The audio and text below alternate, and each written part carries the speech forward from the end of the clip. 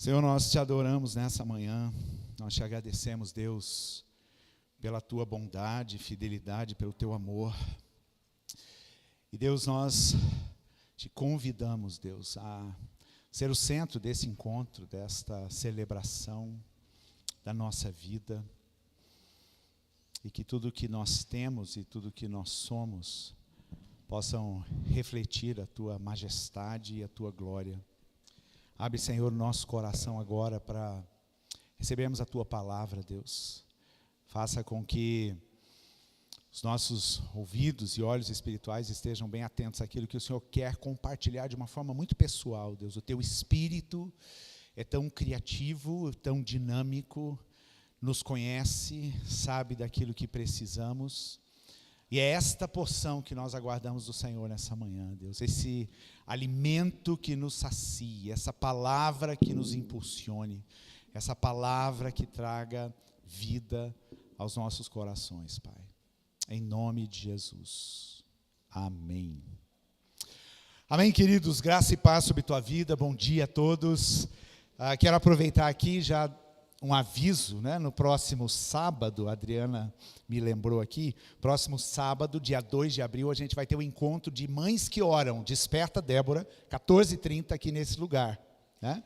E eu sempre tenho falado para a Adriana que eu entendo que esta é uma estratégia muito certeira de evangelismo, porque toda mãe se preocupa com o filho, não é verdade? Toda mãe quer ver o seu filho num caminho reto e bom, e muitas mães sofrem muitas vezes pelos seus filhos. Então, a gente convida todas as mães, né? Existem já mulheres do bairro aqui que estão participando, venham participar então desse segundo encontro deste ano, na verdade, segundo encontro presencial deste ano, às 14h30 no próximo sábado. Ok, gente, queria cumprimentar aqui o pessoal da Jocum que está aqui, né? O pessoal que está fazendo EFEB, levanta a mão aí se você está fazendo EFEB. Isso, eu queria pedir oração pela igreja, porque eles estão com uma folhinha, mostra a folhinha aí, né? Essa folhinha significa que eles estão avaliando a mensagem de hoje. Então, estou numa situação bem delicada, peço a oração da igreja, né? O clamor por este tempo aqui, né? E vocês sejam misericordiosos comigo. Bom, gente, hoje é o último domingo do mês de março, e nós estamos encerrando então a nossa série Reino de Justiça. Essas mensagens te fizeram pensar, refletir um pouquinho, sim? Essas mensagens te incomodaram um pouco, sim? Essas mensagens estão provocando uma ação da sua parte em relação ao que é praticar a justiça? O sim vai diminuindo, né? Eu confesso para vocês que eu fiquei bastante pensativo, né? Lendo, orando e pensando a respeito deste desafio que nós temos, de entendermos a nossa missão como igreja, de praticarmos a justiça, como a primeira mensagem que eu preguei quando Deus fala por meio de Miqueias: praticai a justiça, amem a misericórdia e andem humildemente diante do seu Deus. Praticar a justiça. Este é o desafio que nós temos como igreja neste mundo. Eu gostaria de fazer algumas considerações como introdução a essa mensagem. Muito a gente teria que falar sobre isso. Muitos textos na Bíblia, como o pastor Zéu citou, né? Centenas e milhares de textos na Bíblia que falam sobre a preocupação de Deus a respeito da justiça. Textos que falam desde a lei, a Torá, até as cartas do apóstolo Paulo, de Tiago, de Pedro, todos falando a respeito da justiça do reino de Deus. A primeira consideração que eu quero fazer, e eu vou fazer algumas pinçadas, né, nas palavras que nós ouvimos aqui, é sobre aquela resposta, né, que foi dada por aqueles pastores lá de Dallas, diante de toda a realidade, todo o cenário de injustiça da cidade, né? O que aqueles pastores falaram? Não temos nada a ver com isso, isso é problema de governo, essa coisa de segurança pública, de educação, né? E isso traz, de fato, um peso para nós como igreja. Às vezes, direta ou indiretamente, a nossa resposta diante da questão de justiça social, às vezes até no nosso silêncio e na nossa inércia, é dizer, bom, eu não tenho nenhuma responsabilidade em relação a essas questões. Para vocês terem uma ideia, houve um tempo, né, e como eu falei na minha mensagem lá no primeiro domingo do mês, a igreja já oscilou e ela tem uma certa dificuldade de encontrar o equilíbrio a respeito do que é fazer esta justiça.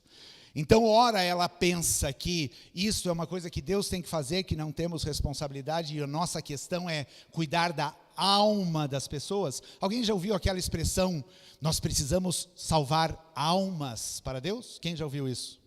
Tem gente que usa isso até hoje. O que é alma, gente? Né? O que é uma alma? Se ela não está inserida dentro de um corpo. Então, quer dizer, a gente ignora todas as questões que estão relacionadas à matéria e só nos preocupamos com o espiritual, mas muitas vezes nós pensamos nisso, quando nós pregamos o evangelho a alguém, nós precisamos salvar a alma desta pessoa para não ir para o inferno. Ok, daí ela vive como neste mundo? Diante de tanta injustiça, de tanta pobreza, de tanta miséria, de tantas desigualdades.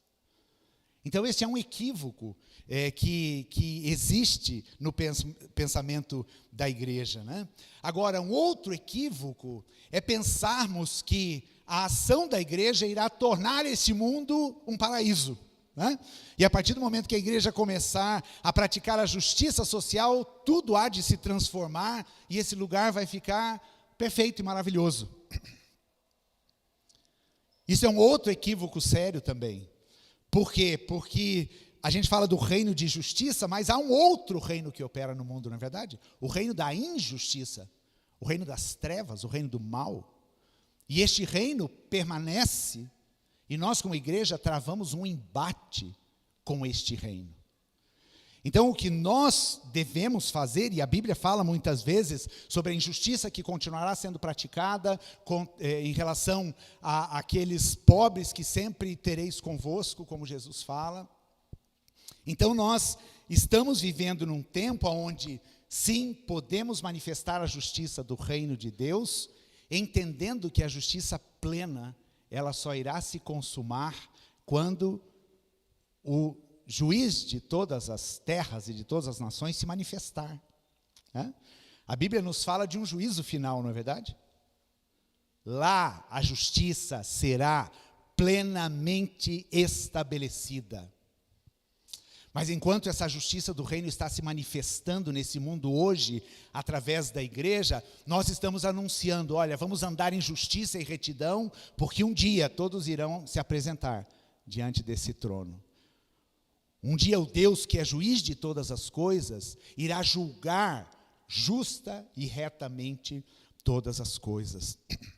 Então nós precisamos viver este reino de justiça, entendendo que há uma parte que nós podemos fazer, mas existe uma outra parte que só será consumada quando Deus se manifestar plenamente no seu reino. E Ele sim é o nosso Deus de justiça. Por isso, quando nós enfrentamos as nossas lutas e as nossas injustiças diante deste mundo, nós que cremos nesse Deus que é justo juiz, nós vamos a Ele e colocamos a nossa causa diante dEle. Jó ora assim, Senhor, a minha causa está diante de Ti. E isso nos dá tranquilidade e paz para vivermos nesta vida sabendo que o nosso justo juiz é aquele que irá decretar a justiça sobre as nossas vidas. Seja na caminhada deste mundo, seja lá naquele dia quando nós nos apresentaremos diante do Senhor. Pastor Zé leu semana passada aquele texto de Romanos 14, 17. E esse texto diz que o reino de Deus não é comida nem bebida, mas é justiça, paz e alegria no Espírito Santo. O reino de Deus é justiça, paz e alegria. Ele falou sobre esse aspecto da justiça, mas eu quero falar rapidamente sobre esse aspecto da paz. O judeu, quando ele, até hoje, quando ele deseja paz sobre alguém, e a palavra paz no hebraico é shalom, quando ele fala shalom para alguém, É uma paz que envolve todas as dimensões da vida, porque Shalom significa que existe uma reconciliação completa na vida do ser humano. Existe um equilíbrio de todas as coisas, da dimensão física, da dimensão espiritual, da dimensão emocional. Então, quando a Bíblia fala sobre paz sobre a sua vida, ela fala deste equilíbrio, de alguém que está vivendo plenamente e equilibradamente em todos os aspectos da sua vida. É um florescer em cada dimensão da vida. Então, quando nós vemos uma sociedade onde existem injustiças, existem crimes, existem desigualdades, como nós, igreja, vamos poder declarar a paz sobre aquele lugar e sobre aquela cidade, se nós não fizermos algo para que de fato essa paz seja vivida de uma forma plena? Os salmos falam sobre isso: orai pela paz de Jerusalém, orai pela paz da nação onde vocês foram desterrados, orai pela paz, porque paz está intimamente relacionado com a justiça. E daí eu venho para refletir um pouquinho sobre a missão que a igreja tem hoje. E isso é algo que eu reflito continuamente: qual é o nosso papel como igreja? E daí duas questões que são trabalhadas naquele livro do Timothy Keller, Justiça Generosa, são: o papel da igreja é evangelizar ou praticar a justiça? Fazer uma coisa ou outra? Eu ouvi alguém dizendo os dois, né? Como evangelizar sem praticar a justiça? E como praticar a justiça sem trazer a boa nova de salvação? Essas duas coisas, elas caminham de mãos dadas. Evangelização, ou seja, pregar a boa nova do reino, tem a ver em anunciar a justiça do reino.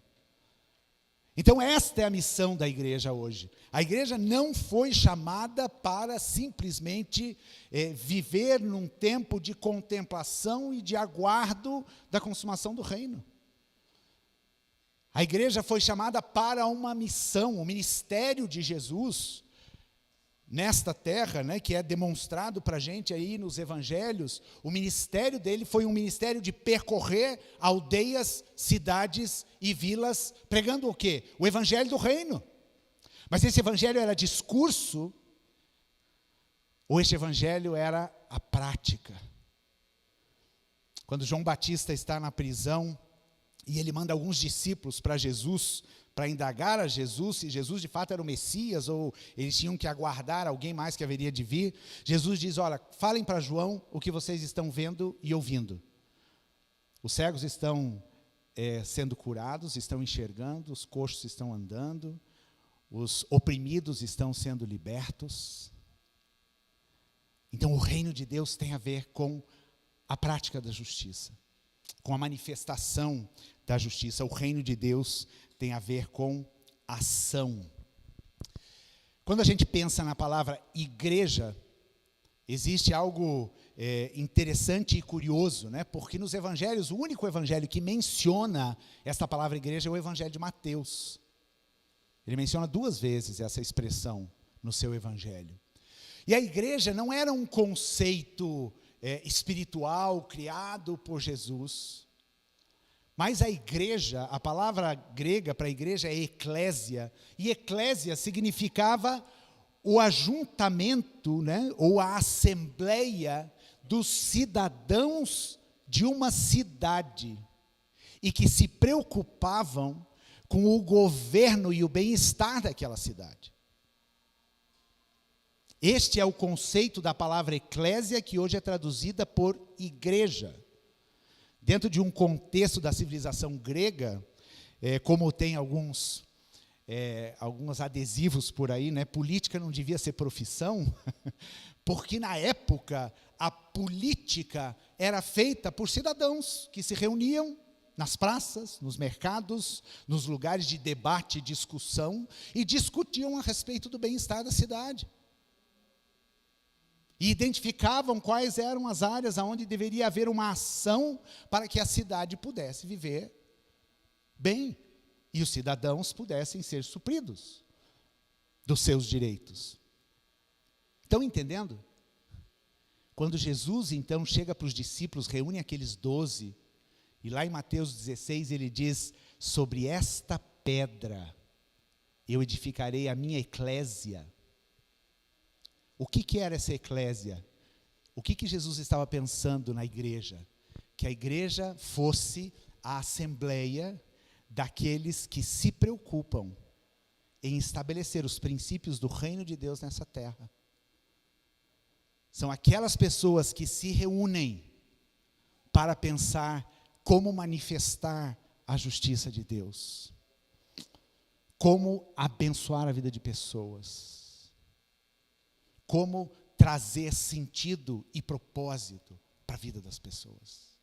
Para mim, esse é um sentido muito profundo da igreja. É como se Jesus estivesse falando: a minha igreja é o meu ministério, são os meus ministros que se preocupam com todas as áreas que precisam ter, então, essa influência, este poder, as leis, os mandamentos de Deus, para que eles possam ser vividos e, quando vividos, então, experimentada, então, a justiça de Deus mesmo nesta terra. Nós somos este grupo, esta Assembleia de Deus, que está nessa terra para manifestar e praticar a justiça. A igreja existe, essa é uma frase do pastor Gary Skinner, a igreja existe para ser um agente transformador da sociedade. A igreja precisa ter olhos para tudo que acontece ao redor. E a igreja precisa ser esse agente de transformação. Não jogar isso na conta do governo. Há uma responsabilidade deles? Há. Se estão cumprindo ou não, né? Talvez se estivessem cumprindo, as exigências a respeito da justiça seriam menores, mas nós não estamos falando de uma justiça humana, nós estamos falando de uma justiça dos céus. Nós estamos trazendo algo que é a antecipação daquilo que a gente viverá por toda a eternidade. Timothy Keller diz o seguinte: fazer justiça significa viver de modo que criemos uma comunidade forte, onde as pessoas tenham a chance de se desenvolver. Vou ler de novo. Fazer justiça significa viver de modo que criemos uma comunidade forte, onde as pessoas tenham a chance de se desenvolver. Feitas essas considerações, eu vou entrar então no tema da minha mensagem. Para mim, nessas 4 semanas, né, de leitura e de até mais, né, de ouvir e pensar sobre isso, algo que ficou muito forte foi que justiça é o resgate da dignidade humana. Justiça é o resgate da dignidade. E esse é o tema da minha mensagem de hoje. Eu quero ler 2 textos, na verdade, textos muito conhecidos, portanto eu vou recortar 2 versos só de cada um deles. O primeiro texto fala a respeito daquele encontro de Jesus com um endemoniado na cidade de Gadara, ou Gerasa. Todo mundo conhece essa história. Jesus atravessa o mar, aquela tempestade e tal. E quando ele chega lá, ele dá de cara com o endemoniado que vivia no meio dos sepulcros. Certo? Eu quero recortar aqui o verso 14 e 15 desse capítulo 5. Diz assim: os que cuidavam dos porcos, isso depois de já ter acontecido toda aquela confusão, né, dos demônios terem ido para os porcos terem se atirado do penhasco, os porqueiros lá desesperados porque tinham perdido uma grande soma em dinheiro por causa dessa confusão que Jesus criou. Agora diz então, verso 14, os que cuidavam dos porcos fugiram para uma cidade próxima e para seus arredores espalhando a notícia. O povo correu para ver o que havia ocorrido. Estão imaginando aqui? Esse povo saiu, se espalhou e contou o que tinha acontecido. Daí veio o povo, todo mundo, imagina, aquela multidão para ver o que tinha acontecido. Chegaram até onde Jesus estava e viram o homem. Você viu que curioso que não cita o nome dele? Mas fala que era um endemoniado. Não se fala o nome deste homem. Viram o homem, que certamente devia ser uma figura bem emblemática ali na região, né? Quem não conhecia o endemoniado gadareno? Quem não conhecia aquele homem que vivia no meio dos sepulcros? Quem não conhecia aquele ensandecido, aquele louco, aquele que causava terror na cidade? Porque diz que ninguém conseguia detê-lo, nem com correntes ou cadeias. E daí quando eles chegam e viram o homem que tinha sido possuído pela legião de demônios, estava sentado ali, vestido e em perfeito juízo. Estão percebendo o impacto? O que você acha que a multidão fez? Qual foi a reação da multidão? Oh! Eles conheciam aquele homem. E eles viram aquele homem vestido e em perfeito juízo. E todos tiveram medo. Ok, fique com essa passagem na tua mente e vamos para Lucas 19. Lucas capítulo 19 é a história de Zaqueu, né? E todo mundo que frequentou escolas bíblicas dominicais conhece essa história, inclusive conhece a música do Zaqueu, né? Zaqueu era um homem de baixa estatura e que queria ver Jesus. Só que ao contrário do gadareno, ele era um cara bem de vida, né? Tinha muita condição financeira, não muito benquisto, né, pelos moradores da cidade. Alguém que certamente também era uma figura emblemática ali na sua cidade de Jericó. Todo mundo conhecia o tal de Zaqueu, né? Ao contrário do gadareno, ele não estava num cemitério, certamente ele morava num casão, né? E todo mundo sabia que aquela casa ali tinha sido comprado às custas da tributação de imposto, né? Que era imputado, porque ele era coletor de impostos, ele era um publicano. E Jesus passa por aquela cidade e aquele homem sobe numa árvore para ver Jesus.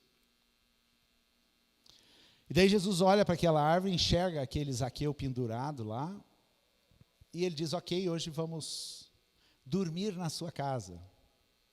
Porque não era só Jesus, tá? Quando Jesus falou, me convém pousar na sua casa, era Jesus, mais os discípulos, talvez alguns agregados que estavam viajando com ele, né? Então, quer dizer, Zaqueu teve que se agilizar rápido para arrumar hospedagem para todo aquele povo. E daí Zaqueu desce da árvore e acontece a história que nós já sabemos, mas eu quero ler aqui o verso 8 e 9. Enquanto isso, Zaqueu se levantou e disse, bom, depois de ter hospedado lá na casa de Zaqueu, né?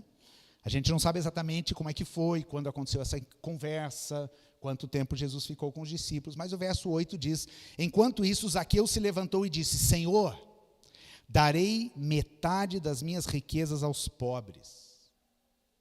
E se explorei alguém na cobrança de impostos, devolverei 4 vezes mais. Certamente tinha explorado, né? Alguns. Talvez ele tenha uma dificuldade grande em alistar todos os nomes aqui.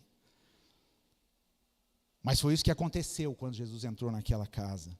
E o verso 9, Jesus respondeu, hoje chegou a salvação a esta casa, pois este homem também é filho de Abraão. Porque o Filho do Homem veio buscar e salvar os perdidos. 2 histórias. Histórias que para mim falam de dignidade. Uma de um homem completamente marginalizado. Talvez nem sequer considerado um ser humano. E outro de um bacana, cheio da grana, que também estava com a sua dignidade maculada por causa das suas práticas. Para Jesus, eram 2 pessoas que precisavam entender a justiça de Deus. O olhar de Jesus para aquele gadareno, eu acredito que tenha sido o mesmo olhar de Jesus para aquele Zaqueu. Sem distinção de classe, sem preconceito, mas simplesmente querendo ver a dignidade dessas 2 pessoas e muitas outras, né, que a gente poderia citar aqui, sendo restauradas. Quando a gente pensa em praticar a justiça, existe um processo até que uma pessoa tenha sua dignidade resgatada. E o Timothy Keller, ele trabalha com 3 dimensões desta ajuda. E 3 dimensões que devem fazer parte da nossa prática da justiça como igreja. Então fiquem com essas 2 imagens na cabeça, tá? Do Gadareno e de Zaqueu. E agora a gente vai falar sobre 3 dimensões de ajuda. E a primeira dimensão da ajuda é a dimensão da assistência. O que é a assistência? É você oferecer para uma pessoa uma coisa que ela está necessitando naquele momento. Certo? A assistência, ela diz respeito a isso, a você suprir a necessidade física, material, financeira da pessoa que está ali com você. Tiago fala bastante sobre isso, né? E lá em Tiago, capítulo 2, nós vamos ler o verso 15 a 17, e essa é uma boa carta para se ler e estudar, né, quando se fala em prática de justiça. Olha o que diz aqui, Tiago 2, 15 a 17. Se um irmão ou uma irmã necessitar de alimento ou de roupa, e vocês disserem até logo e tenham um bom dia, aqueça-se e coma bem, mas não lhe derem alimento nem roupa, em que isso ajuda? Como vem, a fé por si mesma, a menos que produza boas obras, está morta. Então esse texto fala de uma assistência prática, certo? Quando alguém baixa na tua casa e diz, eu estou com fome, preciso de um prato de comida. Ou quando alguém chega para você com uma receita e diz assim, eu preciso desse medicamento, eu não tenho. Ou então, está vivendo alguma situação de falta de emprego, eu quero trabalhar, você pode me dar algum trabalho para eu poder fazer? Porque eu estou precisando de recurso, eu tenho filho para criar. São histórias que a gente ouve todo dia, não é verdade? E as dezenas e centenas. E nós precisamos ter muito discernimento, né? Porque, infelizmente, há muita gente que se aproveita de algumas situações. Mas, enfim, que isso não nos desmotive, né? A fazer o bem e a praticar a justiça. Mas a assistência é isso.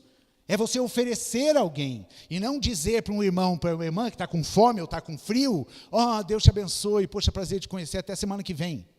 E até semana que vem ele vai morrer de frio. Até semana que vem ele vai morrer de fome. Então Tiago fala, e daí ele conclui com este exemplo, dizendo que a fé, se ela não for acompanhada de obras, ela é o quê? Morta. Serve para quê? Uma fé morta. E tem pessoas que têm dificuldade com essa carta de Tiago. Lutero teve problemas com a carta de Tiago. Quase que a carta de Tiago não entra no cânon do Novo Testamento. Porque eles não conseguiam entender, como assim? Fé, obras, é a obra que salva, é a fé que salva. Mas nada contradiz aqui. O que Tiago simplesmente está dizendo é que a fé ou a salvação, sim, é pela fé em Jesus Cristo, por meio da graça, não há nenhum merecimento disso, mas todo aquele que crê e tem fé em Jesus, ele precisa viver as boas obras. As boas obras são um adendo, né, que vem junto com a minha fé. Eu não posso dizer que eu creio em Deus, que eu creio no reino de justiça, e não sou capaz de dar um prato de comida para quem tem fome.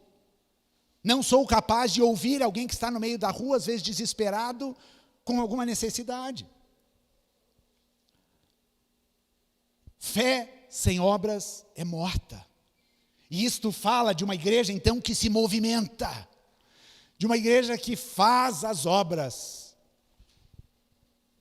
De uma igreja que está preocupada em oferecer algo que ela tem e repartir. Uma palavra que descreve muito o cristianismo é isso, é a partilha. E nós falamos sobre isso também nesse mês. Deus nos dá o recurso para quê? Foi o texto lido pelo pastor Zé semana passada. Para a gente ter condições de fazer toda boa obra. Para a gente ter condições de abençoar e ajudar as pessoas. Então a gente precisa cuidar para que a nossa vida seja uma vida de assistência às pessoas. Às vezes no nosso dia a dia, na nossa correria, nós não temos um tempo. E para você assistir à necessidade de alguém, a tua agenda vai ter que ser mexida, não vai? Minimamente vai ter que ser mexida. Nem que você tenha que atender uma porta, ouvir uma história, talvez de 5, 10, 15 minutos, às vezes 40, uma hora. Voltar, preparar um prato de comida e oferecer ali. A tua agenda mudou.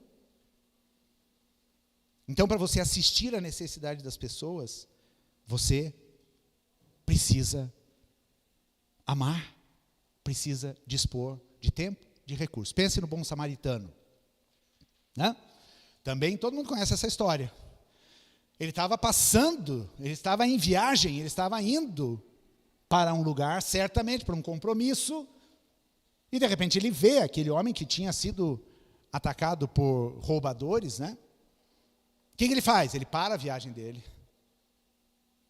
Ele ouve aquela pessoa, ele vê os ferimentos, ele pega aquele homem, ele coloca no seu animal, ele procura uma hospedaria, ele vai lá no hotels.com, né?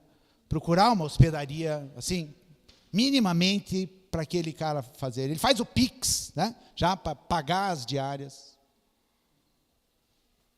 E segue viagem.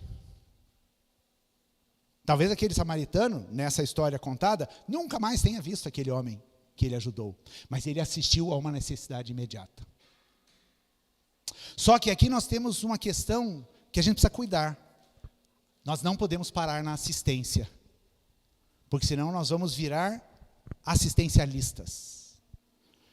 Senão a igreja vai virar um balcão de cesta básica, de roupa, né? E nós paramos por aí.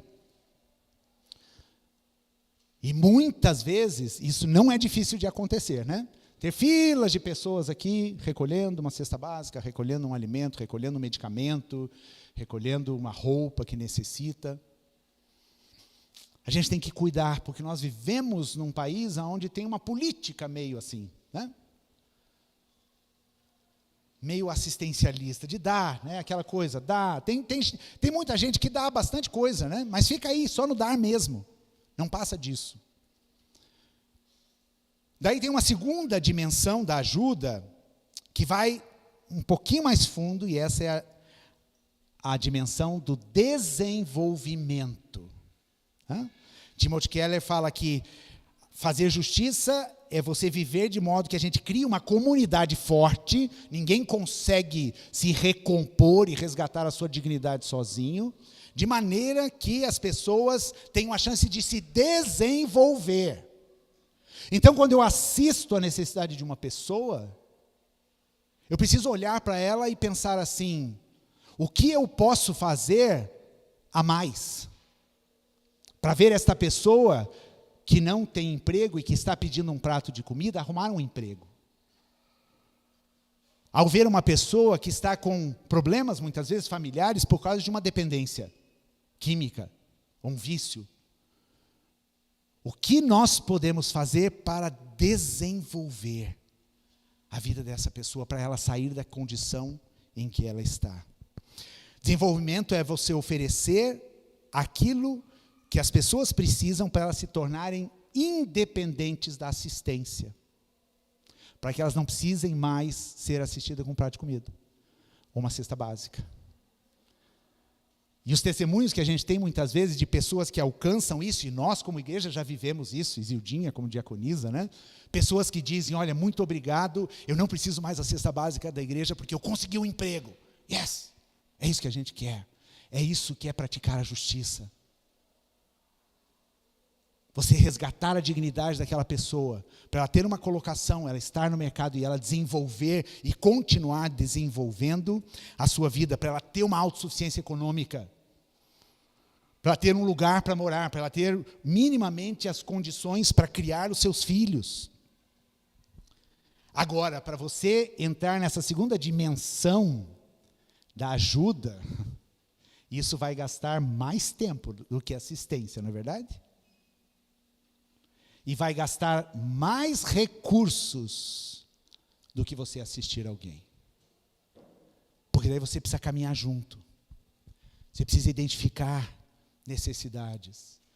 Você precisa ver o que eu posso fazer para que essa pessoa se desenvolva e tenha a sua profissão, e tenha o seu recurso, enfim. Daí a gente pode desenvolver, por exemplo, cursos, né? Cursos que possam dar a alguma pessoa uma condição de se profissionalizar e ter o seu recurso. Então nós oferecemos como igreja isso, não mais simplesmente assistindo com o recurso, mas agora pensando no desenvolvimento daquela pessoa. Pensando em ver aquela pessoa tendo condições de se autossustentar e de sair daquela condição. Quando a gente olha para a história do gadareno, o que precisaria acontecer na vida desse homem? Qual era a condição que ele estava? Jesus oferece minimamente o que ele estava precisando ali. O que ele estava precisando era espiritual, era completamente espiritual. Aquele homem precisava ser liberto. Veja bem, quando Jesus pergunta para ele qual é o seu nome, não é ele que responde. Você está percebendo o nível da indignidade que o ser humano chega? E a grande causa dessa indignidade é o pecado, é a escravidão, é Satanás subjugando o ser humano, a miséria. Não só a miséria física, mas a miséria espiritual. Quando Jesus pergunta qual é o seu nome, ele diz: meu nome é Legião. Não é o homem que responde. E daí Jesus o liberta daquela legião. Mas ficou só nisso? Jesus libertou e vazou, está liberto agora, Deus te abençoe. Arruma uma roupinha aí, porque não fica bem você agora, normal, andando pelado por aí, né? Com o cabelo tudo desgrenhado, né? Vai tomar um banho. Eu fico pensando, o que será que Jesus fez aqui? Porque a história só conta que ele estava de um jeito que a gente pode imaginar, e depois, quando os homens que ouviram da história vieram ver o que tinha acontecido, ele estava vestido em perfeito juízo. Alguma coisa aconteceu na vida desse cara. Alguém levou ele para tomar banho. Alguém deu roupa para ele. E isto, então, neste texto, obviamente o texto não é tão claro, a gente já vê Jesus trabalhando com a questão da dignidade dele, porque depois, no final dessa história, o gadareno diz o que para Jesus? Jesus, deixa eu ir com você. Daí Jesus fala, não, volta para a tua cidade e conta lá o que aconteceu na tua vida. Este homem encontrou um propósito para viver. Talvez, num tempo muito curto, ele teve a sua necessidade assistida e ele teve a sua dignidade restaurada. E ele voltou, e eu fico imaginando esse cara, um missionário naquela região onde ele morava, que era a região de Decápolis, onde existiam 10 cidades importantes. E ele saindo por lá e pregando, e falando do que havia acontecido. Ele era o próprio testemunho. Agora, pensando na questão de Zaqueu, o Talmud, né, que eram escritos rabínicos sobre a interpretação da lei, dizia o seguinte, que um publicano era como um salteador ou como um assassino, e para essa pessoa não existia arrependimento e perdão. Estão percebendo o estigma do colega aqui? Zaqueu. Então, baseado nas interpretações rabínicas da lei de Deus, o povo judeu olhava um publicano e falava, esse cara é pior do que um criminoso. Para ele não existe perdão, ele nunca vai sair desta vida. E de repente Jesus vai lá, entra na casa desse homem e alguma coisa acontece nele. E ele se arrepende, e ele restitui tudo que ele havia roubado das pessoas. Enfim, este Zaqueu se transformou numa outra pessoa. Depois que Jesus saiu desta cidade, certamente a imagem, a figura de Zaqueu mudou radicalmente. Talvez ele tenha continuado um publicano, mas agora com princípios justos e retos. Ou seja, alguma coisa foi desenvolvida na vida desse cara. E a terceira dimensão de ajuda, que ainda vai mais além, é da reforma, é da mudança social que acontece a partir da mudança do indivíduo. Houve alguma mudança social naquela cidade de Gadara, lá com essa história desse gadareno? Foi uma situação que mexeu a cidade inteira. Houve alguma mudança social no contexto onde Zaqueu vivia? Certamente. Mas, para que haja uma reforma social, uma mudança social, e qual que é o conceito, né? Buscar transformações para que a estrutura social seja diferente. Muitas vezes num contexto de bairro. Talvez num contexto de região, talvez num contexto de uma cidade. Mudar a condição social do povo, ou seja, este é a última dimensão da prática da justiça. Quando um bairro começa a agir de uma forma diferente. Quando eu falo sobre o Tanguá, em 2006, nós começamos a vir para cá para orar por esse bairro. 2006. Já se passaram 16 anos. O Tanguá de 2006 era muito diferente do Tanguá de hoje. E alguns anos atrás, aí, quando a gente estava fazendo os mutirões e visitando as casas, eu comecei a observar muitas ruas asfaltadas. Eu comecei a observar os instrumentos municipais, aqui o CRAS, né, os CAPs, as unidades de saúde, prédios bonitos, novos, um bom atendimento ao público. Mudanças visíveis no contexto de um bairro. E eu não estou atribuindo isso a nós, eu estou atribuindo isso ao reino de Deus que vem sobre esse lugar. Tem várias igrejas espalhadas aqui. O reino de Deus começa a vir. As pessoas começam a ser transformadas. A dignidade começa a ser resgatada. E o contexto social começa a mudar. A reforma social não vem de cima. A gente cobra tanto reforma social do governo, né? A reforma social não vem daqui. Ela vem de baixo, ela vem das bases. Ela vem da mudança de pensamento, de valor. E assim nós podemos ver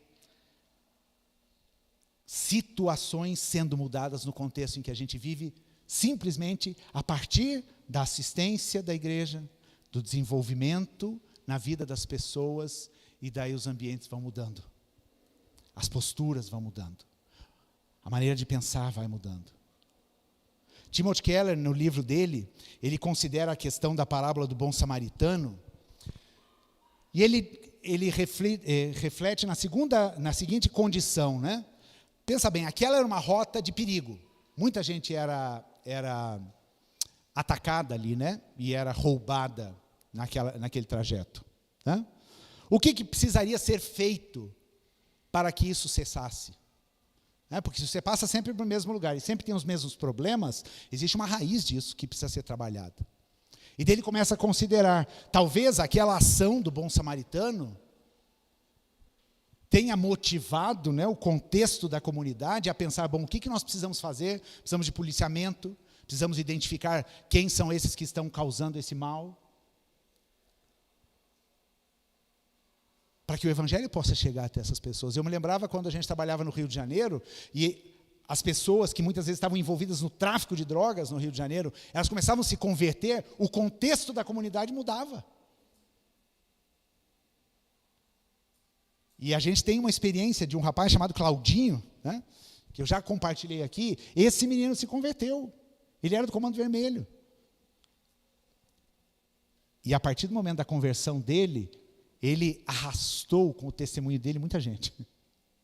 E hoje ele é pastor de uma igreja, num contexto de morro. Então essas reformas, essa mudança da sociedade, ela vai acontecendo nas mudanças que vão acontecendo nas bases. Numa família que é abençoada, numa família que consegue um emprego, numa família que desenvolve a sua caminhada e resgata a sua dignidade, e essa reforma então vai acontecendo. Enquanto eu estava pensando nessa mensagem, e eu já estou encerrando, eu estava pensando num amigo meu que eu conheci no ano de 92. Né? Em 92, nós fomos para um evangelismo que teve nos Jogos Olímpicos em Barcelona. E o Maurício Cunha fazia parte desta equipe. Né? Ele era de uma igreja, ele ficou sabendo, né, desta equipe que estava indo para evangelizar em Barcelona, e Maurício Cunha foi com a gente naquele ano, ele era bastante jovem. Depois disso, ele ingressou na carreira missionária. No ano de 1994, a área dele sempre foi desenvolvimento comunitário. Né? No ano de 1994, ele, juntamente com a igreja que ele participava, eles começaram um trabalho muito forte na região de Fazenda Rio Grande, chamado de CAD. E CAD significa Centro de Assistência e Desenvolvimento Integral. E este CAD se estabeleceu ali naquela cidade, até hoje existe, né? E eles começaram a revolucionar a cidade de Fazenda Rio Grande. Trabalhando com crianças, adolescentes, né? Ensinando, fazendo oficinas, dando oportunidade para as crianças brincarem. Ou seja, hoje Fazenda Rio Grande é abençoada por causa desse trabalho, desse centro de assistência que acontece lá. E aonde está o Maurício Cunha hoje? Maurício Cunha é secretário nacional da criança e do adolescente do governo Bolsonaro. Ele trabalha junto com a ministra Damares Alves. Um cristão comprometido, que começou a assistir necessidades de pessoas. Começou a trabalhar no desenvolvimento da dignidade e foi parar num lugar onde ele pode atuar numa reforma muito maior e numa mudança maior. É assim que nós precisamos entender e crer a ação da igreja. Nós precisamos viver e pregar o evangelho do reino, entendendo que unicamente o evangelho pode trazer a dignidade para o ser humano. É só o evangelho de Jesus que consegue resgatar essa dignidade, para que as pessoas possam viver este reino de justiça. A salvação não diz respeito somente à alma da pessoa. Quando Jesus diz lá para Zaqueu, porque o Filho do Homem veio buscar e salvar os que haviam perdido, ele não estava pensando só na alma de Zaqueu. Ele estava pensando num homem injusto, corrupto e que precisava de uma mudança radical no seu caráter. Então, viver e pregar o evangelho é anunciar essa mudança completa. Quando você para assistir alguém na rua, no teu bairro, no lugar onde você trabalha, seja um gadareno ou seja um Zaqueu, a condição é a mesma. A justiça de Deus resgata a dignidade. E a igreja existe para ser um agente transformador da sociedade onde a gente vive. O reino de Deus deve mostrar para esse mundo que existe justiça, que existe paz e que existe alegria no Espírito Santo. De uma forma muito prática, de uma forma muito concreta. E como a gente cantou aqui naquela canção da Aline Barros, que o Senhor nos use como um farol, como uma ponte, como uma flecha. E isso começa em você. Como o Chico pregou, no pequeno que você e eu podemos fazer, no pouco que você e eu podemos fazer. Para a gente ver o reino de justiça transformando até chegar em mudanças que vão afetar a estrutura de uma sociedade. Eu creio assim, você crê, meu irmão? Você crê que a igreja pode ser este agente? E a gente trabalhar com esses jovens, e ver esses jovens tendo uma outra perspectiva, um outro pensar a respeito de futuro, outros valores, resgatar crianças, resgatar famílias. Seja um gadareno, seja um publicano. Este é o amor e a graça de Deus que alcança a todos. Vamos ficar em pé para a gente orar? Eu quero te dar alguns momentos para você responder ao Senhor aquilo que você ouviu.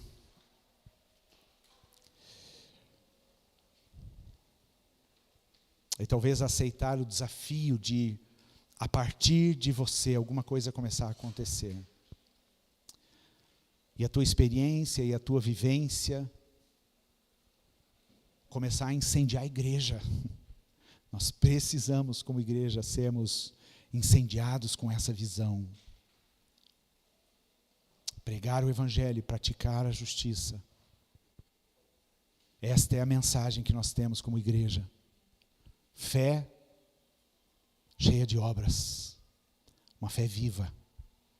Uma fé atuante. Responda para Deus. Talvez você já viva numa realidade onde isso já acontece. Mas olhe para essas pessoas com o olhar que Jesus tem a respeito delas. Quando Jesus olhou aquele gadareno, ele não viu um ser humano completamente distorcido nos seus valores, uma imagem totalmente corrompida da imagem de Deus que existia nele. Mas Jesus viu nele um homem liberto, um homem salvo em todas as suas condições, em todas as dimensões da sua vida. Jesus viu naquele homem alguém que poderia testemunhar do que Jesus havia feito na vida dele.